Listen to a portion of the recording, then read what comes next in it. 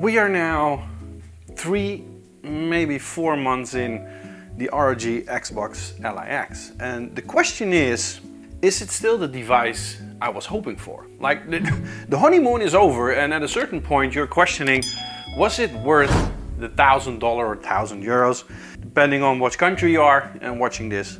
Was it worth it, actually? And today I want to discuss just that. And I also want to discuss 10 pro tips I have for you guys to have a quick start, have a good start and be ahead of the curve in actually enjoying this machine for what it is. It's not just a handheld, it's not just a PC, it's a very multifunctional device that you can enjoy very, very much. So today we're going into that 10 tips, and was it still worth it? Let's get into it. So the first thing I really wanted to stress is you need to stop chasing 1080p. Yes, this is a 120 Hz 1080p LCD. No, not the OLED version. We've had that discussion. It's an LCD 120 Hz 1080p, but I did exactly what everybody would do. Put it on a 1080p, put it on turbo, put it on 120 Hz and enjoy everything to the fullest. But do you actually need to run everything on 1080p? And the answer is no. The sweet spot is 900p and sometimes 720p with RSR enabled. It will give you better frames per second, lower temperatures, and better battery life. And that is what it's all about, right? Honestly, that's what it's all about. It's a handheld. You need to extend the battery life as much as possible. If you run everything on the full, everything on turbo, everything on max, 120 Hz and 1080p, your battery will drain out quickly. AAA titles, but also smaller indie titles alike, yes, you will gain much more battery life, but it also shrinks there if you put it on max. On a 7-inch screen, you will barely notice any difference. So my advice to you, 900p or 720 with RSR enabled. So the second tip I have for all of you, if you get this out of the box, then 60 Hz is your best friend. People immediately see 120 Hz and think, I need to max the hell out of this thing. Not quite, because eventually it will also drain your battery enormously. 60 Hz is good for RPGs, AAA games, and all indie games as well, because the amount of time you will spend on this online or doing shooters is not going to be huge. It's actually a device that's meant for that single player experience as much as possible. 120 Hz only if your game can actually reach it. So the third one is stop using turbo mode everywhere. And as I said in the beginning, I got it out of the box, I was madly in love, I wanted to max out of everything, and I've put it on turbo mode. But this was a big lesson for me, because 25 watt versus 70 watt often give surprisingly less performance.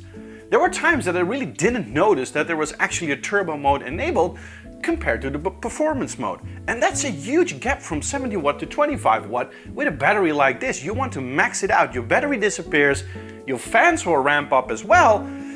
And I don't see much of a difference on this screen compared to performance mode. So my advice here is always use performance mode and turbo mode when it's docked.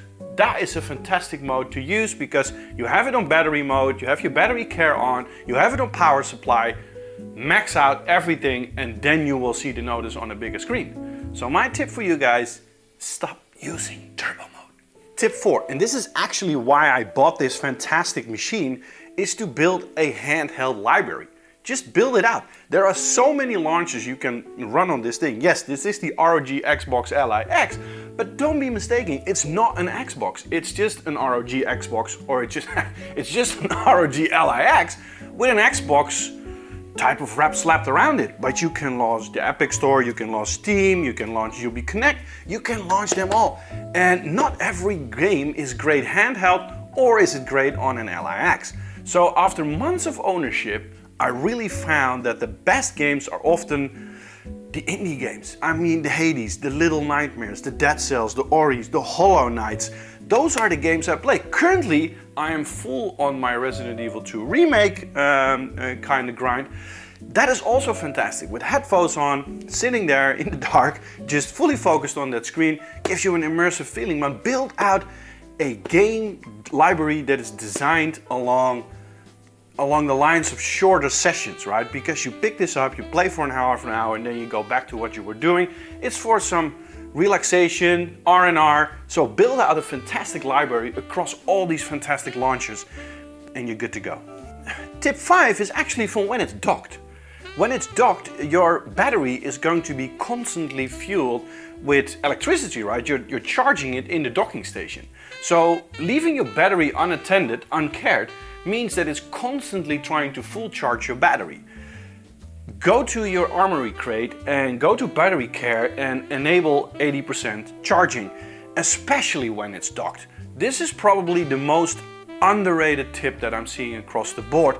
If your Ally spends a lot of time plugged in, your battery health really matters. And if you're putting it constantly on 100% and constantly giving that impulse that it needs to recharge, your battery is eventually going to be weaker in the end. Future you will thank present me for getting that tip across, and you will thank yourself for implementing it. Tip 6 is actually funny because I don't know if you can see it, but back there is a pretty decent high-end PC. But apart from docking it still there, I'm also docking it downstairs in the living room, I'm docking it in my bedroom just to relax and play. At first I thought it was a handheld, which was my initial way of purchasing this product. I was searching for a handheld that would suit my needs. But now I use it as a gaming PC, I'm using it at my media center and watching YouTube clips on it. I can even use it as a TV console. If I log into my provider, I can even watch television on it. So the Ally X becomes a completely different device once it's docked, and especially with the tips I gave you earlier, with the 120 Hz, with the 1080p, with the turbo mode, you're absolutely going to love it. If you are in the market for a budget PC, for example, this is actually not a bad investment. If you are not that type of guy or person that wants to play those heavy duty games, you're really more into the indie titles, some AAA games left and right, but more on a single player focus, then this handheld can give you everything. It can give you a PC, it can give you a gaming center, it can give you a media center, everywhere you go, on the go. Tip 7 is actually great because the first thing I did was immediately going to handheld gaming mode focus. But treat this as a PC with things you need to clean up before you start. Because yes, it is a PC, but there are a bunch of things on there that are part of the whole startup process that you will not ever use. For example, I cleaned up Copilot. Why the hell do I have Copilot on this machine, right? So disable startup apps. Just go to apps, run through the things you think you need or don't need, and manage your whole startup process. You know, unnecessary launchers, background junk. It's all there. It's a PC. It's not a handheld. It's a PC in your hand. So it will act like that PC that's standing in the back. So if you really want to use this for very specific things, handheld gaming, gaming on your television, and occasionally using it as a PC, then get rid of that unnecessary junk for the startup, right? The result is actually there. Your handheld will start up quicker. You will have less RAM usage and you will have a smoother experience.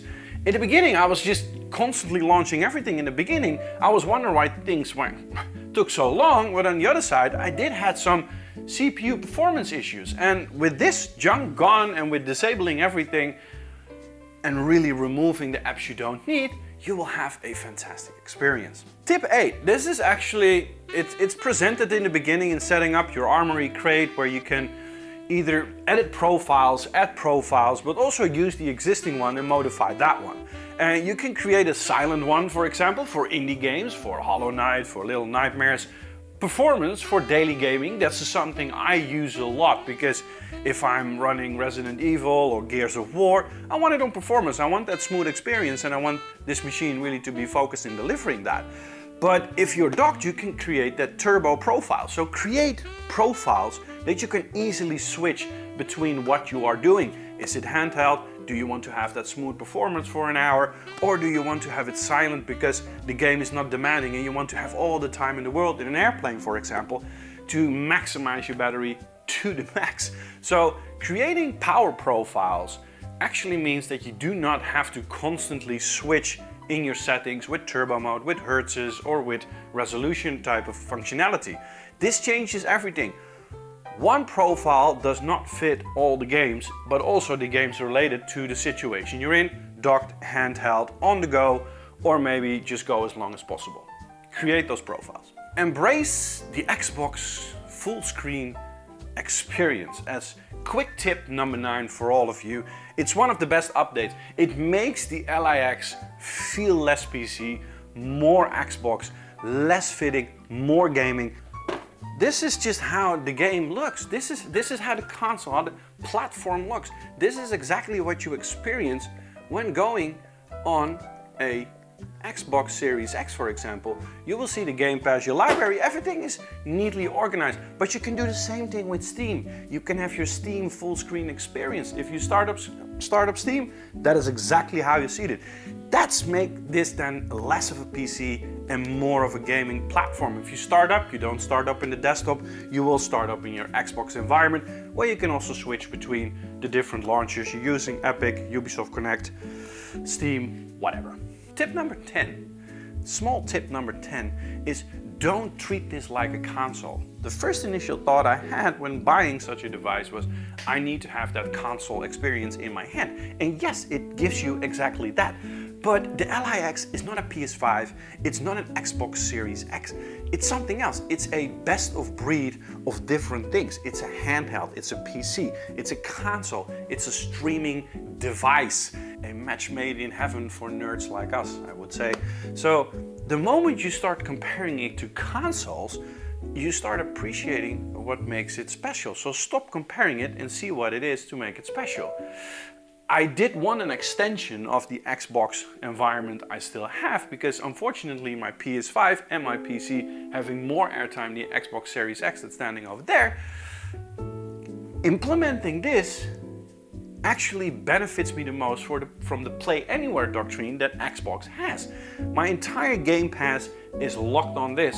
So if I'm playing here, I can switch on my PC and continue the ride there. So on top of that, I am using it also as a PC sometimes to do some work, so finish some work in my Google Drive or in my OneDrive or wherever you are and you're sharing documents. I can access it, manipulate it, work on it, and then switch back to gaming as well.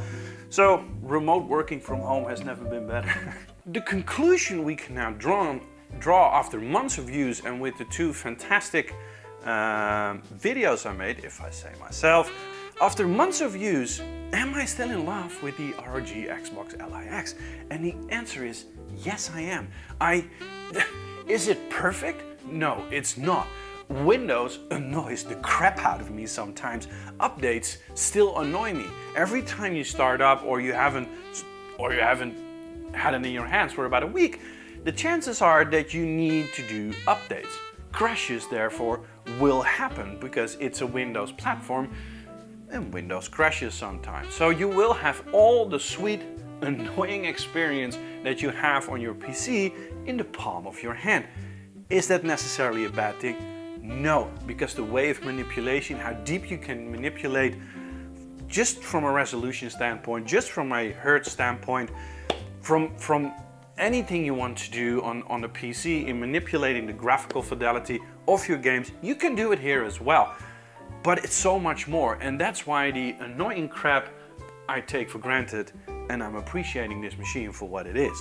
But every time I play, whether it's on Steam, whether it's on Xbox, whether it's on Ubi, whether it's docked, whether it's handheld, I remember why I bought this machine. It is powerful, it is fantastic, it runs actually everything I want to run, and that's why I think it's one of the coolest gaming device I've ever owned, and that's not a lie. I have the Portal, I appreciate for what it is. I almost own every handheld and console since 1979. Yes, I'm from 1979. I've been gaming since I was 2 or 3 years old, and this is actually one of the coolest devices I have ever bought in my life. So, do I recommend it for you guys? I do, 100%. This is a very, very good investment, and I'll see you on the battlefield.